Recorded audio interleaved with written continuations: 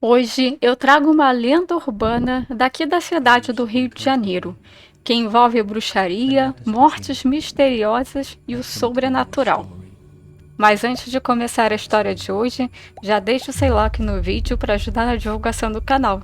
E se inscreva e ative o sininho para receber todas as notificações.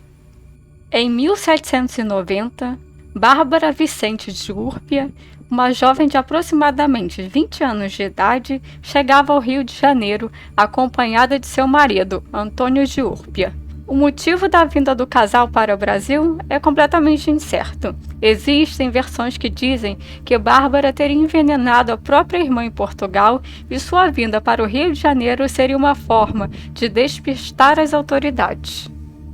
Bárbara era uma mulher muito bonita e chamava a atenção de toda a sociedade da época. Mesmo frequentando a alta sociedade, inclusive tendo contato com a família real brasileira, Bárbara se apaixonou por um homem do povo, um homem negro e liberto.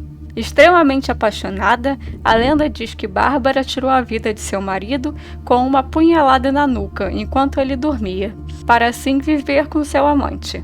A polícia achou suspeita a morte, mas como não tinha provas suficientes para incriminar Bárbara, ela não foi presa. Como as cobranças da família real para que o crime fosse solucionado, já que Bárbara é frequentadora da corte, as autoridades acusaram e executaram um homem aleatório pelo assassinato do marido dela. Assim, Bárbara foi viver com seu amante, mas não demorou muito tempo para que ele também fosse assassinado por ela, em uma discussão sobre questões financeiras e ciúmes. Mais uma vez, ela se saiu inocente de mais uma morte e novamente a polícia da época colocou a culpa em outra pessoa. Sem dinheiro e mal vista pela sociedade, Bárbara buscou seu sustento na prostituição, tornando-se muito conhecida na alta classe e até mesmo por homens religiosos que contratavam seus serviços. Juntando um bom dinheiro, Bárbara foi morar na Rua do Lavradio, que era uma rua muito movimentada e tinha grande requinte na época.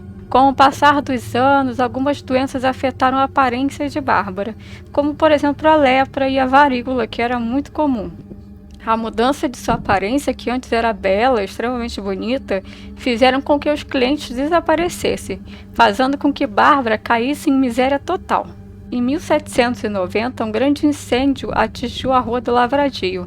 Nessa época, os Arcos dos Teles eram um lugar sujo e frequentado por pessoas suspeitas de todo tipo de crime, além de mendigos e prostitutas. Na época, ela se intitulou Bárbara dos Prazeres, pois no beco dos Arcos do Teles tinha uma imagem da Nossa Senhora dos Prazeres, santa a qual ela dizia ser protetora e devota. Como sua aparência já não agradava mais aos homens, Bárbara recorreu à ajuda dos feiticeiros, com a intenção de devolver sua aparência jovem. Diz a lenda que ela saía de consultas com receitas macabras, como por exemplo, se banhar com sangue fervido de animais. Porém, obviamente, nada disso adiantava. Vendo que nada devolvia sua juventude, um certo feiticeiro lhe sugeriu algo que seria supostamente infalível. Em vez de animais, Bárbara deveria usar crianças para banhar-se em seu sangue, ainda fresco e morno. Nos anos de 1828, o município do Rio de Janeiro passou a registrar uma série de desaparecimentos de crianças, cujos corpos nunca eram descobertos, o que começou a gerar um pânico na população. As crianças não brincavam mais nas ruas e nem ficavam mais sozinhas em lugar nenhum. Começaram a ter relatos de desaparecimentos de recém-nascidos. Acredita-se que Bárbara começou a roubar as crianças, que eram rejeitadas e deixadas na roda da Santa Casa de Misericórdia do Rio de Janeiro. Para quem nunca escutou falar na roda dos enjeitados, consistia num mecanismo de cilindros giratórios, utilizados para abandonar recém-nascidos que ficavam aos cuidados das instituições de caridade. Se colocava a criança dentro do receptáculo e se tocava uma sineta. Do outro lado, alguém girava o cilindro e assim retirava a criança abandonada ali. A roda caiu em desuso em meados do século XIX. Em 1830, um corpo de uma mulher com o rosto desfigurado foi encontrado boiando na Baía de Guanabara, na atual Praça 15. Mesmo com o rosto muito alterado, as pessoas tinham certeza de se tratar de Bárbara dos Prazeres.